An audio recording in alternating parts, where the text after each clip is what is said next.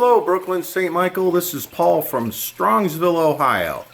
And I am really grateful for the opportunity to show you my aquaponics experiment and see what kind of advice you can help me with or your comments on what I'm doing. So I set this up about 3 months ago in a 5-gallon aquarium in a real tiny grow bed. We had some success getting the seeds started right in the grow bed and a couple with rock wool. And after enough growth that I had no vacancy left in my container and no room for the occupants, I decided to move it up a little bit because as an experiment that seemed to be working, I felt confident that I could expand a little bit. So what we have here is quite a makeshift lighting system. And I'm sure I'm underlit, but for the time being it seems to be sufficient. Tomato plant on the left and in the front are doing well. I trimmed the tomato plant back considerably last weekend.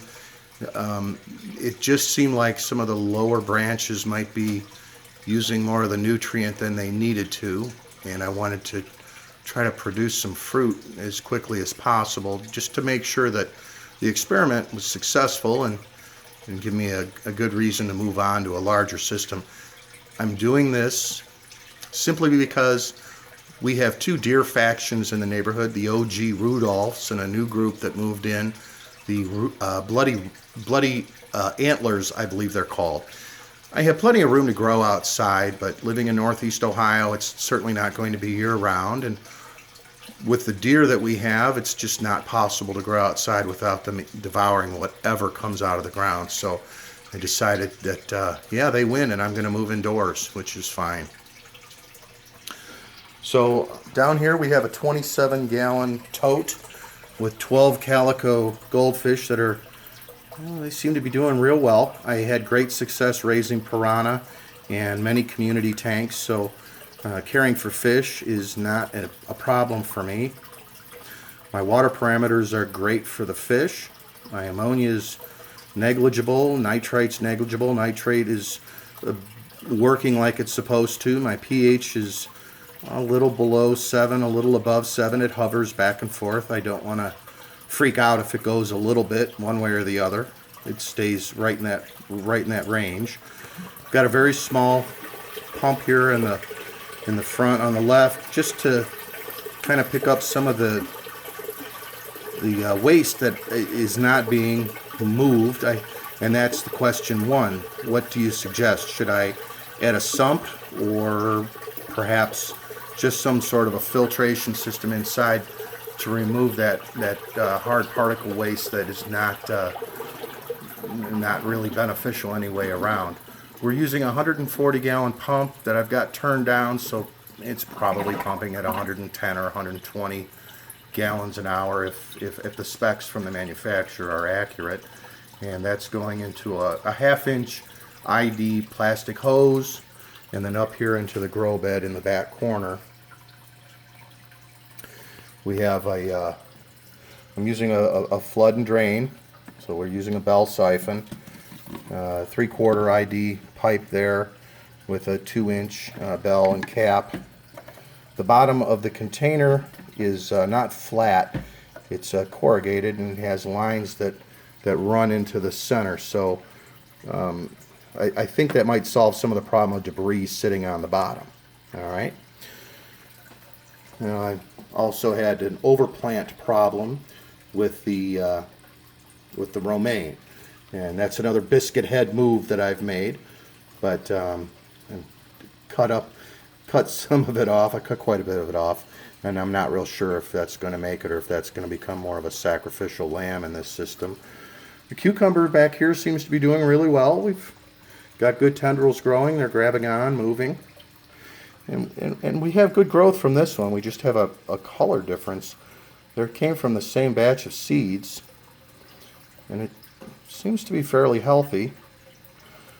I'm not sure if the reason that this looks maybe starved of nutrient is because my water supply is coming in from the other side. So that would be another question. Should I consider a different way to deliver the water into my grow system? being of this size or of any size, is that an issue? So that's another question that I have for you. I plan to add more lighting. I believe that that's something that's necessary. Let me put something in here again. This is just makeshift. Just some welding clamps and C-clamps that I had and some steel. I don't want to put a whole lot of money into this. As I said, it's just kind of an experiment. It seems to be successful, but I'm not sure. I don't have any vegetables yet. This is 3 months. 3 months since I started out with a small 5-gallon aquarium and a very small grow bed in here. This same bell siphon setup, of course, a much shorter standpipe. This grow bed height is about 10 inches right now, and most of my plants are right around here. It looks like it's dry on the top, and it's not dry much more than maybe an inch at the most, half an inch, and we've got plenty of moisture. The standpipe comes to about here. Not real sure if I'm giving you a good enough angle to see. And the reason that I don't have the standpipe any higher is I found that with the grow media I'm using, which is a expanded clay pellet, it floats. I'm sure you're familiar with that, and because of that, I find that this debris pipe wants to dance around. So in order to keep it in place, I just kind of lowered the standpipe a little bit. This is a rock wool with some bib lettuce that I've started, and I've moved out of its little box out here to get some more light. It seems like it's doing all right. So this is my system. It's an experiment, but I really would like to expand it into a bigger system. I've got the green light from the missus, so I don't want to make a biscuit head move and spend some money that I really don't need to spend if I'm making some mistakes here. And if you have an opportunity to provide any advice for me, I certainly would appreciate it. I'd like to add, I'm really glad that you made it through the storm safely. I'm very sorry for your loss. I made a comment that cooler heads prevail, and you certainly proved to anyone watching that there's no reason to get all worked up over things you can control. You can't control the storm, but you can certainly control how you react to it. Well, if you have an opportunity to view this and share it, I certainly appreciate it. And again, thank you for the forum. And thank you for everything you're showing us. You have a great day. This is Paul from Strongsville, Ohio, signing out.